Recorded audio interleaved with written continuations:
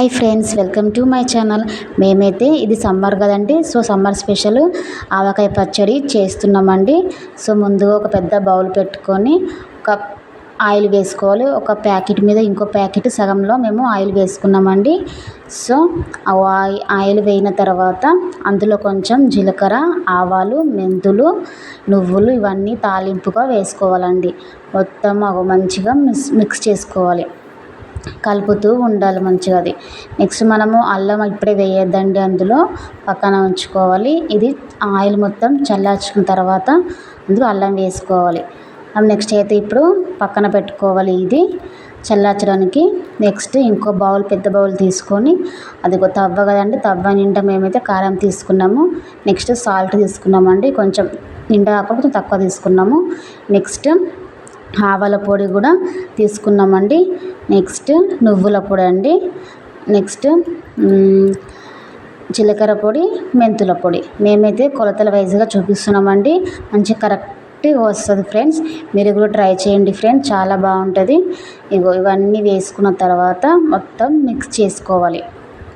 ఎంత మిక్స్ చేసుకుంటే అంత మంచిగా వస్తుంది. సో ఇలా స్పూన్తో మేమైతే మంచిగా మిక్స్ చేస్తున్నాము.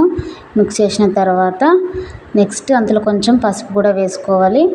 పసుపు కొంచెం మంచిగా కలుపుకోవాలి. కలిపిన తర్వాత మనం పక్కన పెట్టుకున్నాం కదండి ఆయిల్ చల్లార్చుకున్న తర్వాత అందులో కొంచెం అల్లం వేసుకోవాలి. వేసుకున్న తర్వాత అది మంచిగా కలపాలి. కలిపిన తర్వాత ఈ ఆయిల్ మొత్తం ఉంది కదండి, సో ఇది మొత్తం ఈ బౌల్లోకి ఇందులోకి మొత్తం వేసేసుకోవాలి. వేసుకున్న తర్వాత స్పూన్తో మనం కలుపుతూ ఉండాలి. మొత్తం అది మొత్తం మిక్స్ అవ్వాలి కదా, సో స్పూన్తో కలుపుతూ ఉండాలి. కలిపిన తర్వాత నెక్స్ట్ అందులో కొంచెం వెల్లుల్లి వేయాలి. నెక్స్ట్ జీడి ఉంటుంది కదండి, మామిడిలో జీడి, అది కూడా వేసుకోవాలి ఫ్రెండ్స్. ఇదైతే ఎక్కువ వేయద్దు, తొక్కు నల్లగా అవుతుందట. సో మంచిగా ఫ్రెష్గా మంచిగా ఉండాలంటే, కలర్ఫుల్గా మంచిగా ఉండాలంటే జీడి తక్కువ వేసుకోవాలి. సో నెక్స్ట్ అయితే మామిడి ముక్కలు అయితే వేస్తున్నాం ఫ్రెండ్స్. మంచిగా అలా వేసిన తర్వాత మనం ఇది స్పూన్తో కలపద్దు, ఇప్పుడు చేతితోనే మొత్తం కలుపుతూ ఉండాలి. ఎందుకంటే ఇది మొత్తం ముక్కకు మంచిగా పట్టాలి కదా. సో ఇవన్నీ ఉంటాయి కదా, ఇవన్నీ పొడిలు మంచిగా మొత్తము మంచిగా ముక్కకు పట్టాలి కాబట్టి మంచిగా కలుపుతూ ఉండాలి. అందులో కొంచెం వాటర్ కూడా వేసాము మేము. కలిపిన తర్వాత నెక్స్ట్ మేమైతే గ్లాస్ జార్లో వేసామండి.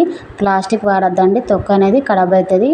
సో ఇలా ఇందులో వేస్తేనే ఫ్రెష్గా ఉంటుంది తొక్కు.